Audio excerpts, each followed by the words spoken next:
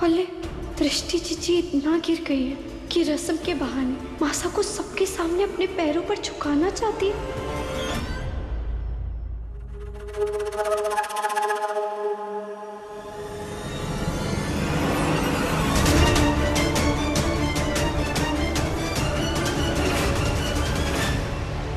बुलबुल बींदनी के होते हुए उसकी मासा किसी के भी आगे नहीं झुकेगी।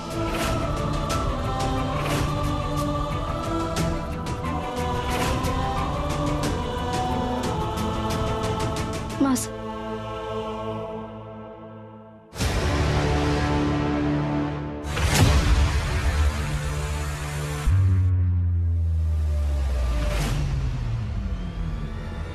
मासा पहनाइए।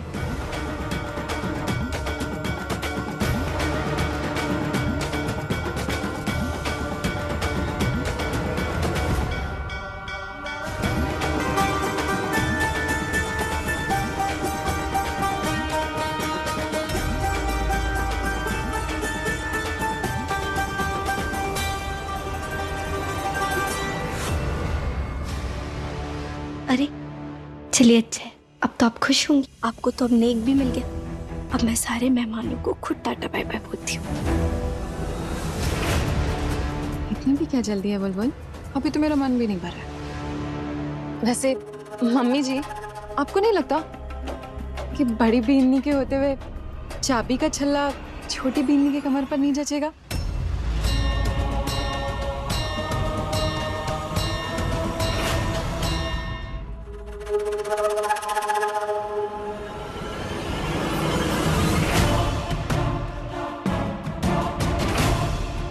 खबरदार, अगर इन चाबियों की तरफ आंख उठाकर भी देखा तो ये कोई जेवर नहीं है जिन्हें अपनी कमर पर डालकर तुम इतराती फिरोगी। ये एक सास का अपनी बीनी पर विश्वास है कि वो उसके घर की खुशियां और इज्जत हमेशा संभाल के रखेगी। ये ऐसे ही नहीं मिल जाती, इन्हें कमाना पड़ता है, और इसे बुलबुल ने अपनी ईमानदारी, अपने विश्वास से इसे कमाया है। खबरदार, अगर इसकी तरफ आंख उठाकर भी देखा तो। हाँ भाभी साहब, बिल्कुल सही कहा आपने। चाबी रखने का हक और औहदा तो कमाना पड़ता है। इतनी आसानी से ना मिले तुझे दृष्टि बिंदनी। कोई बात नहीं, ये तो मेरी ही बहन। अच्छा भाभी साहब, अब हमें इजाजत दीजिए।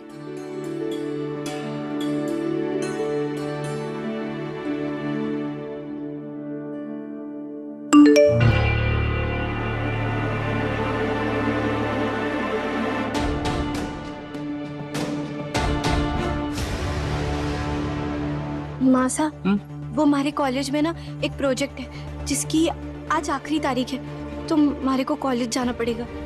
मैं जा सकती हूँ ना? हाँ हाँ जाओ, कपड़े बदल कर जाना। अब वो मम्मी जी, मुझे भी एक फ्रेंड से मिलने के लिए जाना है, मैं जाऊं? तो जाओ, मुझसे इजाजत लेने की जरूरत नहीं है। तुम्हारे मन में जो आता है वो करो। कावेरी। हाँ भाभी साहब, आजा। आइए।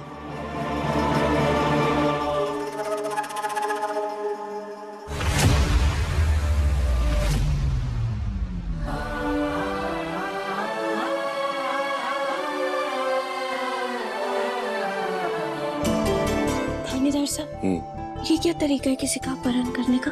वो क्या है ना, मुझे पता नहीं था। मेरी छोटी सी बुलबुल, मेरी बुद्धू सी बुलबुल, मेरे पूरे परिवार की इज्जत का भार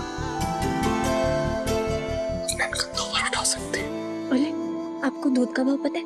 पूरे 67 रुपए लीटर है, और मैं रोज हल्दी वाला दूध पीती हूँ ताकि मैं उसे वसूल लूं। और हाँ, ये जो हमारे हाथ है ना, ये बहुत ताकतवर है। कभी पंजे वंजे लड़ाने हो तो बता देना मेरे को, आपको भी हरा दूंगी। मिसेस बुलबुल वीर प्रताप सिंह, मिस्टर वीर प्रताप सिंह आपसे कब के हार चुके। थैंक यू आज प्रोग्राम में सब कुछ संभालने के लिए। Thank you so much.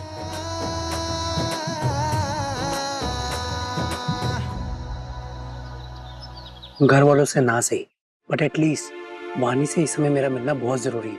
9 साल पहले मेरा वानी को छोड़ के चले जाना और मेरी माँ से मिली बेइज्जती और लोगों की कड़वी बातें, फिर ऊपर से नाबालिग उम्र में प्रेगनेंसी की वजह से उसकी मानसिक स्थिति और खराब हो गई।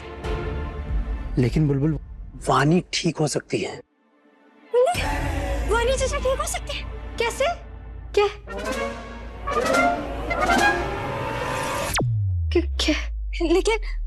लेकिन कैसे?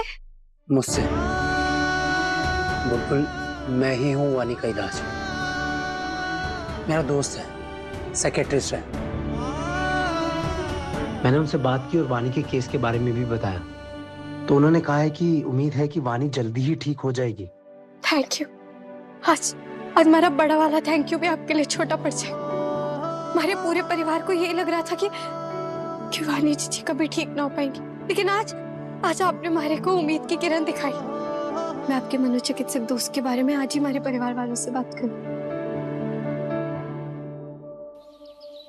माँ सा, पापा सा, क्या हुआ? बुलबुल, अरे तुम ऐसे वापस क्यों आ गई? मुझे फोन कर देती, मैं लेने आ जाता। कॉलेज से सीधा घर आती तो कॉल करती ना तुम्हें।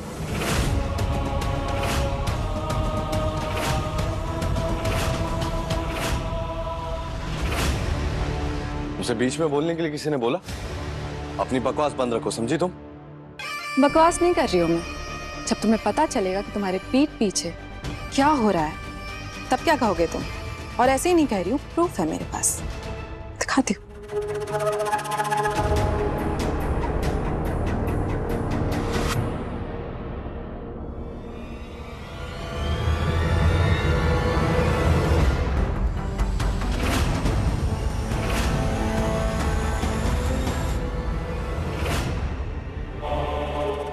My phone.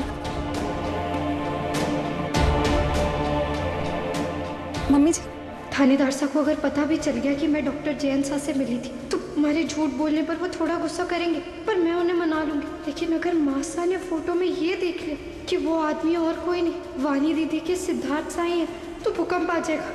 ये देखिए आपकी झूठी बीननी को।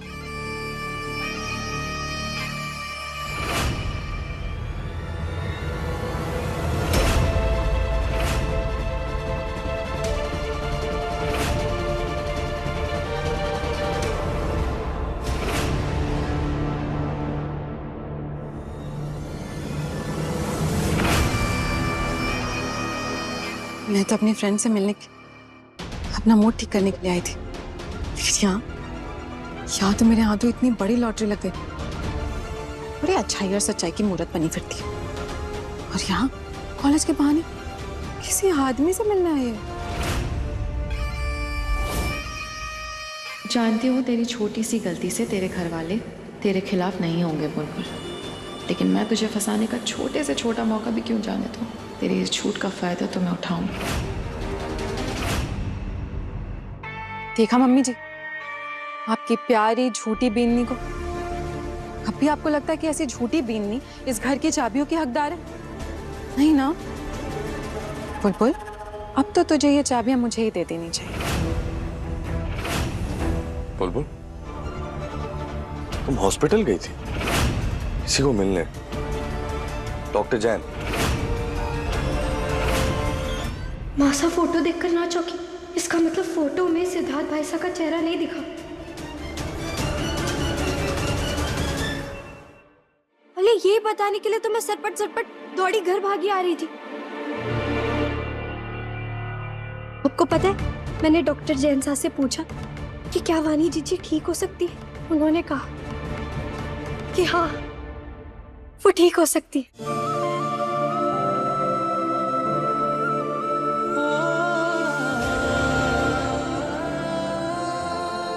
सच में उन्होंने ऐसा कहा बुलबुल?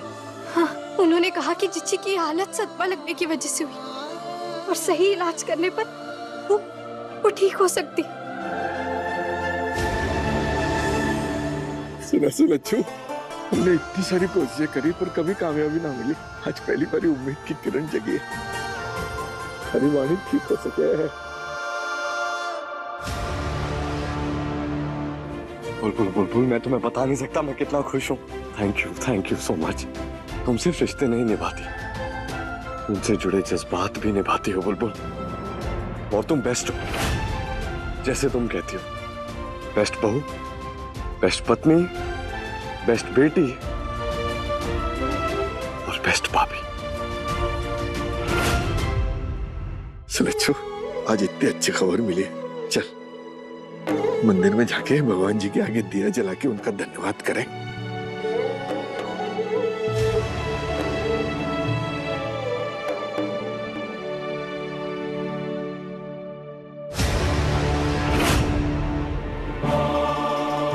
जेठानी साहब, आपको पता है ये क्या है?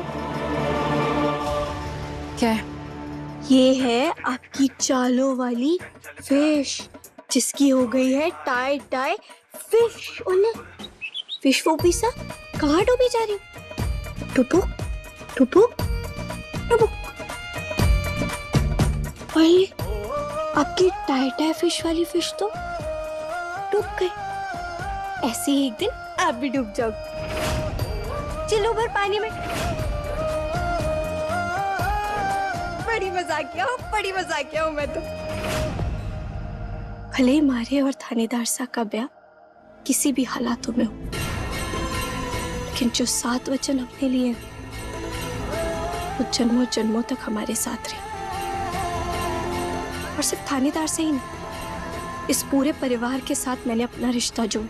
आप तो क्या, खुद भगवान जी भी हमारा ये रिश्ता 7 जन्मों तक भी ना तोड़ सकते। इसीलिए अपनी ये घटिया चालें अपनी जेब में डालो और आगे बढ़ो। ठीक है, इस बार मेरा दाव नहीं चला, कोई बात नहीं, मैं फिर अगली चाल चलूंगी। जैसे कि मैं आपको चलने दूंगी। हाँ, आपके सारे प्लान मैं इसी तरीके से फेल कर दूं।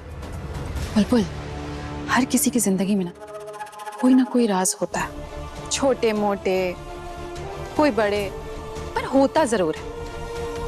तेरा भी होगा। ये तुम्हारी डेस्क का स्कैन की रिपोर्ट्स है, जिसमें तुम्हारी असली उम्र लिखी है। इसे संभाल के रखना ताकि किसी को भी तुम्हारी असली उम्र का सच पता ना चले।